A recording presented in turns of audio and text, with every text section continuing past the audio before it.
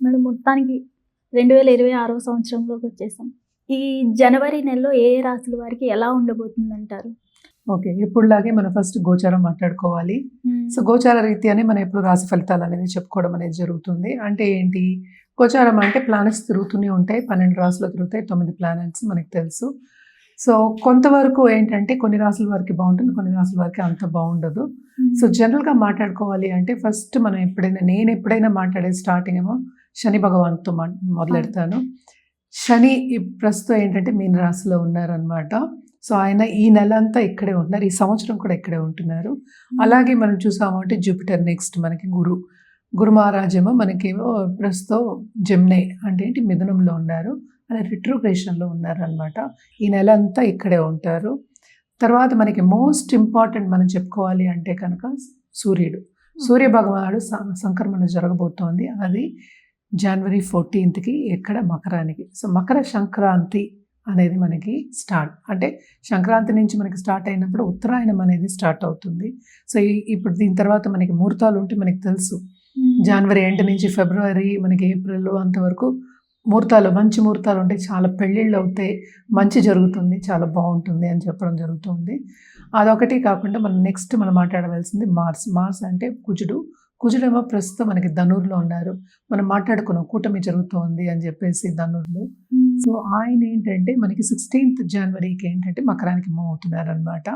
అలాగే నెక్స్ట్ మనం మాట్లాడుకోవాల్సింది శుక్రుడు కూడా మనకి ఏంటంటే మనకి ధనుస్సులో ఉన్నారు. ధనుస్ నుంచి మనకి మకరానికి 13th జనవరి వెళ్తున్నారనమాట.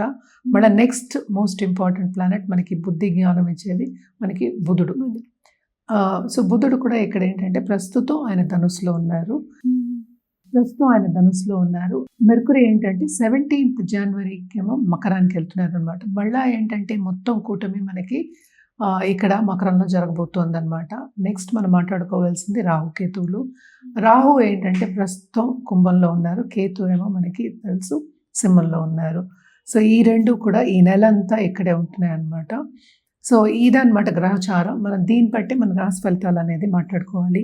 ఎప్పటికైనా సరే జనరల్గా మనం ఈ నెల ఏం చేయాలి అంటే కనుక సూర్య భగవాన్ని రోజు అర్ఘ్యం ఇవ్వడం కానీ, అలాగే ఏంటంటే కాసేపు ఎండలో వెళ్ళి స్పెండ్ చేయడం కానీ చాలా మంచిది. అన్ని రాసుల వారు జనరల్గా మనం చెప్తాం హెల్త్కి మంచిది. అలాగే అర్ఘ్యం ఇచ్చినప్పుడు ఏంటంటే చాలా ఒంటికి కూడా మంచిది. అర్ఘ్యం ఇస్తాం కదా నీళ్ళు, ఆ నీళ్ళు కూడా తాగుతారు. సో, అది ఇచ్చినప్పుడు కూడా చాలా మంచిది అనమాట. సో, ఇది ఫస్ట్ సూర్య భగవానికి కంటిన్యూస్గా పూజ చేయొచ్చు. అలాగే నవగ్రహ చుట్టూ ప్రదక్షిణ చేయడం కానీ, నవగ్రహ పూజలు చేయడం కానీ చాలా మంచిది. మనకి తెలుసు సూర్య భగవానుడు జనరల్గా మనం ఎప్పుడు చెప్పేది సోలార్ సిస్టమ్కి మనం కింగ్ అని చెప్పుకుంటూ ఉంటాం. అంటే అధిపతి కింద నేను చెప్తాను. అన్నీ సూర్యుడి చుట్టూ తిరుగుతూ ఉంటాయని చెప్తూ ఉంటాం, మనకి తెలిసిందే. సో, సూర్యుడిని కొలవడం అనేది ఈ నెల అంతా చాలా చాలా మంచిదన్నమాట. ఎవరైనా దేవి పూజలు చేస్తే తప్పక దేవి పూజలు చేయండి. చాలా చాలా మంచిది. అలాగే రుద్రాక్ష విషయానికి వస్తే కనుక తప్పక వీళ్ళ ఏకముఖి రుద్రాక్ష వాళ్ళు తీసుకుని ధరించడం అనేది చాలా మంచిది ఈ నెలలో ఎస్పెషలీ. అలాగే మనకి తెలుసు జనవరి కూడా first month of the year. So, ఏకముఖి ధరించడం అనేది మంచిది. అలాగే ఏంటంటే ఎవరైనా నేను ఇందాక చెప్పినట్టు దేవి పూజలు చేస్తున్న వాళ్ళైతే తప్పక ఏ దేవి పూజలు చేస్తున్నా కూడా ఆపద్దు, కంటిన్యూ చేయండి.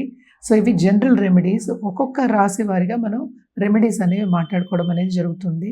సో, ఎవరెవరికి ఏల్నాటి శని ఉందో ఇప్పుడు చూద్దాము. ఏల్నాటి శని ఉన్న వాళ్ళు ఏంటంటే మనకి మేషానికి, అలాగే మీనానికి, అలాగే కుంభానికి. సో, కుంభానికి ఏంటంటే లాస్ట్ ఘట్టం అంటే లాస్ట్ 2.5 years. అలాగే మీనానికి సెకండ్ ఘట్టం ఇంకా ఏంటంటే ఇంకా 5 ఏళ్ళ లోపల ఉందన్నమాట. సో, మేషానికి ఏంటంటే ఇప్పుడే స్టార్ట్ అయింది కనుక ఇంకా 6-7 years ఆల్మోస్ట్ 7 years వరకు ఉంటుందన్నమాట.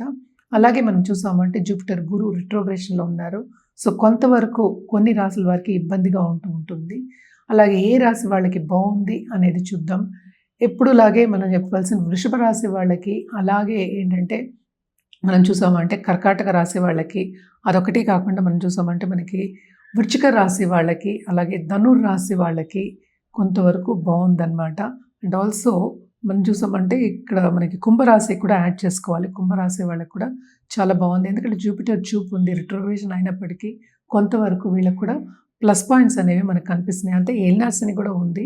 సో ఇవన్నీ కాకుండా కొన్ని ప్లస్ పాయింట్స్ అనేవి మనకి కనిపిస్తున్నాయి అన్నమాట. ఇది గ్రహచారం. సో నెక్స్ట్ మనం మాట్లాడుకోబోయేది ఇప్పుడు రాశి ఫలితాలు మాట్లాడుకుందాం. మేడం, ఈ జనవరి నెలలో మకర రాశి వారికి ఎలా ఉండబోతుందంటారు? మకర రాశి వారికి బ్రహ్మాండంగా ఉంటుందని చెప్పాలి. ఓకే. ఎందుకంటే 11th లార్డ్ ఎగ్జాల్టేషన్ ఇక్కడే కూడానే ఉన్నారు. సో తప్పక ఉత్సాహం ఉంటుంది. అలాగే వాళ్ళ లోన్ అంటే ఎవరికి లోన్ తీసుకున్నారు అనుకుంటే ఆ లోన్ కట్టేసే ఛాన్సెస్, ఫైనాన్షియల్ స్టెబిలిటీ వచ్చే ఛాన్సెస్, అలాగే కెరియర్లో విస్తరించే ఛాన్సెస్ చాలా ఎక్కువ కనిపిస్తున్నాయి అన్నమాట. ఈ రాశిలోనే కూటమి కూడా జరగబోతోంది. మనం చూసాము అంటే మార్స్ ఒకటే కాకుండా మనకి వీనస్ కూడా ఉన్నారు, అలాగే మెర్కురీ ఉన్నారు. సో అన్నీ అంటే 8th లార్డ్ ఉన్నారు, 9th లార్డ్ ఉన్నారు, అలాగే మనకి 10th లార్డ్ కూడా ఉన్నారనమాట. సో ఇవన్నీ ఉన్నాయి కనుక తప్పక ఏంటంటే వీళ్ళకి బాగుంటుందనే చెప్పాలి. అంటే మన మెర్కురీ అండ్ వీనస్ ఏంటంటే 9th and 10th లార్డ్ రెండు కలయిక ఉన్నప్పటికీ కెరియర్ పాత్ అనేది చాలా ఇంప్రూవ్ అయ్యే ఛాన్సెస్ ఉన్నాయి.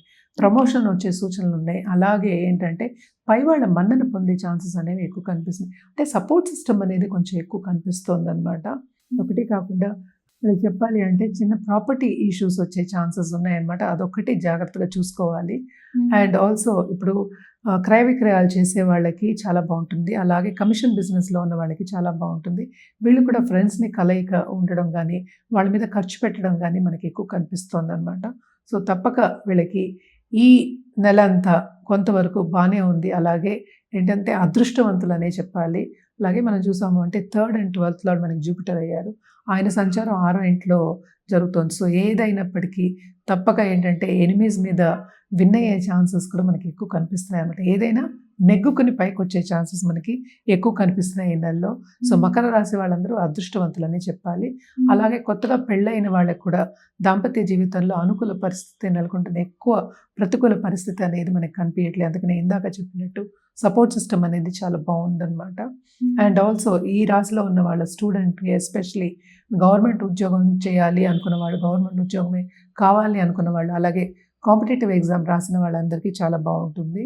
అలాగే ఏంటంటే ఇప్పుడు ఫారిన్ పార్ట్నర్స్ ఉన్న వాళ్ళకి కానీ లేకపోతే ఆన్లైన్ బిజినెస్ చేసేవాళ్ళు, సో తప్పక వాళ్ళకు కూడా చాలా బాగుంటుందనే చెప్పాలి. 2nd హౌస్లో రాహు ఉన్నారు. సో తప్పక డబ్బు అంటే బ్యాంక్ బ్యాలెన్స్ నిండుగా ఉందని చెప్పాలన్నమాట. వీళ్ళు ఎలాంటి పరిహారాలు చేస్తే బాగుంటుంది? వీళ్ళు తప్పక ఫస్ట్ ఏంటంటే మార్స్ అంటే కుజుడికి పూజ చేయడం అనేది మంచిది. అంటే మనకి ఇంకా కొంచెం ఏంటంటే స్ట్రెంగ్త్ కావాలి అన్నప్పుడు సుబ్రహ్మణ్య స్వామికి మనం చెప్తూ ఉంటాము. తప్పక సుబ్రహ్మణ్య స్వామికి పూజ చేయండి. ఎస్పెషలీ ఏంటంటే మంగళవారం అండ్ ఆల్సో మనం చూసాము అంటే శనివారం శని కాళ్ళు పట్టుకోవడం అంటే నవగ్రహాలు నేను ఇందాక నుంచి చెప్తున్నాను చుట్టూ ప్రదక్షిణ చేయడం అనేది. సో తప్పక ఏంటంటే శని భగవాన్ని కొలవడం, ఆయనే కదా కర్మకారకుడు, ఆయనే ఆయుకారకుడు. So to a certain extent health కూడా వీళ్ళకి బాగానే ఉంది కనుక నవగ్రహాల చుట్టూ 108 times ప్రదక్షిణ చేయడం వెరీ ఇంపార్టెంట్ అనమాట. ఇవి రెండూ చేసుకుంటే వీళ్ళకి ఏంటంటే కొంతవరకు ఇంకా బాగుండే ఛాన్సెస్, ఈ నెలలో బాగుండే ఛాన్సెస్ మనకి కనిపిస్తున్నాయి. అలాగే రుద్రాక్ష విషయానికి వస్తే కనుక తప్పక వీళ్ళు ఏంటంటే త్రిముఖి రుద్రాక్ష వేసుకోవచ్చు. అలాగే ఏంటంటే షష్టముఖి రుద్రాక్ష వేసుకోవడం అనేది మంచిదన్నమాట. ఏదైనప్పటికీ జాతక రీత్యా మన పరిహారాల గురించి చెప్పడం అనేది జరుగుతుంది. నాట్ ఓన్లీ దట్ ప్రిస్క్రైబ్ చేస్తాం. ఏంటంటే మిగతా పరిస్థితులన్నీ చూసుకుని మనం ప్రిస్క్రైబ్ చేయడం అనేది జరుగుతుందన్నమాట. అలాగే కలర్స్ విషయానికి వస్తే కనుక తప్పక రెడ్ ఎక్కువ వాడడం, అలాగే బ్లూ అండ్ గోల్డ్ ఇవి 3 కూడా వాడడం, ఎస్పెషలీ ఆన్ సాటర్డేస్ వాడడం అనేది మంచిదన్నమాట. ఇది వాడితే మీకు ఇంకా అంటే ఏంటంటే మన కలర్స్లో కూడా మనం ఏంటంటే ప్లానెటరీ ఎనర్జీ అనేది చూస్తాం. ఈవెన్ కలర్ ఇస్ ఎనర్జీ కదా.